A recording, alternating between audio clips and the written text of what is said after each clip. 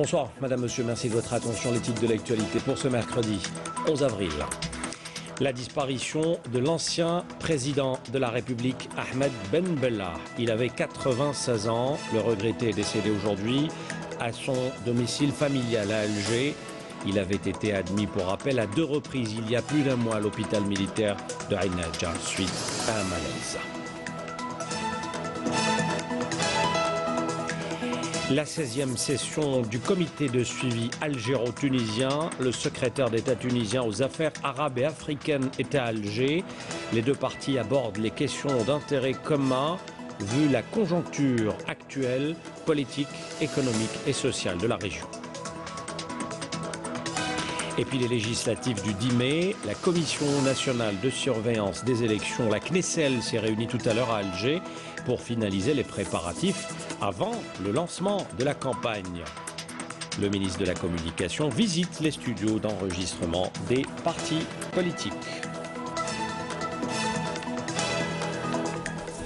Ahmed Ben Bella n'est plus. Le premier président de l'Algérie indépendante entre 62 et 65 est donc décédé ce mercredi à Alger à l'âge de 96 ans. Décédé à son domicile familial. Il avait été admis, rappelons-le, à 2 reprises il y a un peu plus d'un mois à l'hôpital militaire de Ain Nadja suite à un malaise. Ahmed Ben Bella fut un militant nationaliste qui a gravi tous les échelons de responsabilité dans le mouvement national. Il a joué un rôle de premier rang dans le combat libérateur du peuple algérien.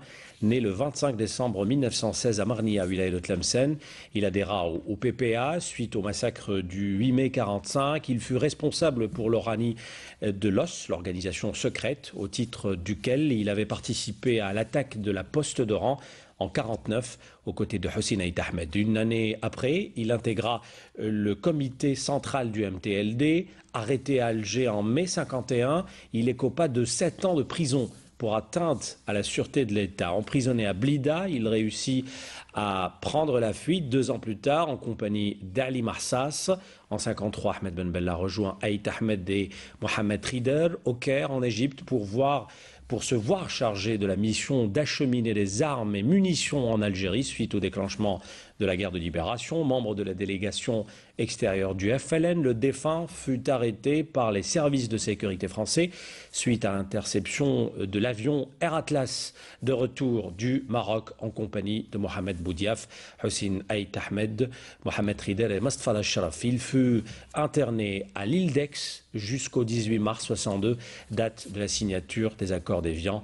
Membre du Conseil national de la Révolution algérienne de 1956 à 1962, le 27 septembre 1962, il devient ainsi président du Conseil, chef du gouvernement. Il fut élu le 15 septembre 1963 président de la République, président du Conseil, destitué le 19 juin 1965. Ahmed Ben Bella est resté à la résidence surveillée jusqu'à juillet 1979.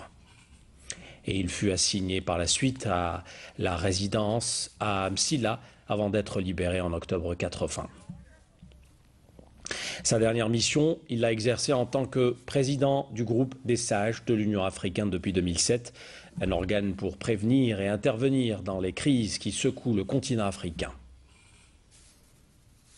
Ahmed Ben Bella est notamment auteur de 2 textes intitulés « L'islam et la révolution algérienne » et « La filiation maudite ». Voilà donc ce qu'on pouvait dire ce soir sur la disparition d'Ahmed Ben Bella.